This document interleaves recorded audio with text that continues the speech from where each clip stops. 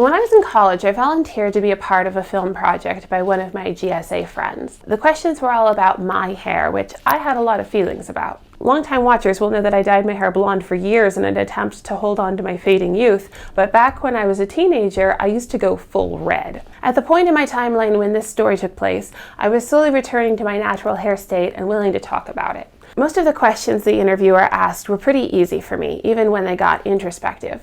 But there was one that really threw me for a loop.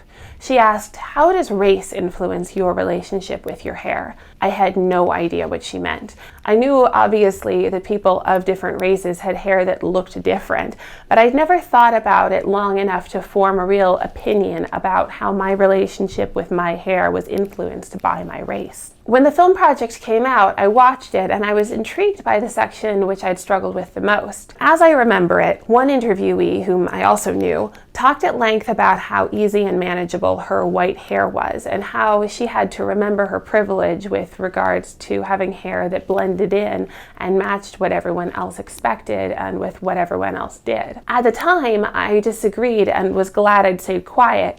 Now I disagree and think it's important enough to share a second opinion. Since I was little, I thought it was cool that Black women had so many style options for their hair. My elementary school music teacher was Black and had her hair extremely short and still wore high heels and lipstick, and there was no question that she was a woman and a feminine woman. My middle school music teacher was white and had extremely short hair too and read as masculine and came out as a trans man when I was in 8th grade.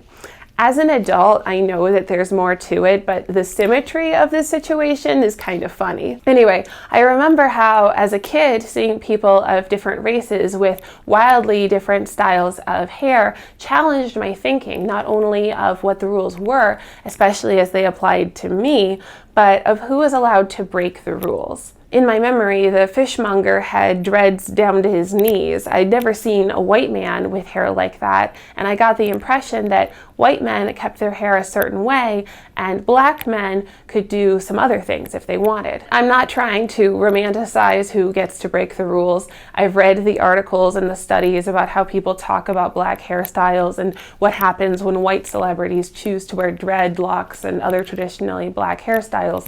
I know. But I also want to acknowledge that those articles tend to address a specific issue, which is anti-Black prejudice. This is an important issue, but surely not the only thing worth talking about with regards to race and hair. When I think back to that interview, I wish I had said something like, I think race shapes our self-expression. When you have hair that looks like everyone else's or can look like everyone else's, you're expected to maintain it looking like everyone else's. If you straighten it, make sure it's not too straight. If you dye it, make sure it looks natural. If you curl it, don't curl it too much. If you style it, make sure it looks relaxed, like being pulled to the side or braided was its idea. Then I see Black women with hair in all kinds of styles, with all kinds of colors styled in. I think that level of freedom with regards to self-expression is really cool. When you have hair that doesn't do what mainstream society says hair should do, you're free from that expectation. I'm not saying Black women are free from racial judgment and prejudice, just that I really like all the things they can do with their hair, and it would be cool to have so many options. Is this the perfect take? No. I don't think that any one take can be perfect, and most people hold multifaceted opinions on a topic that don't contradict, but that can't be articulated all at once. I could make a video about the violence of racism, and I have, but I also want to make videos about the cool artistry of self-expression that comes from being freed from the most restrictive of mainstream style expectations. Queer style is like this too. Jessica Kellgren-Fozard makes videos about how being disabled led her to being more elegant and stylish. While it's important to understand the structural inequalities that led to marginalization, I think it's equally important to spotlight the beauty that thrives in the freedom afforded by the margins.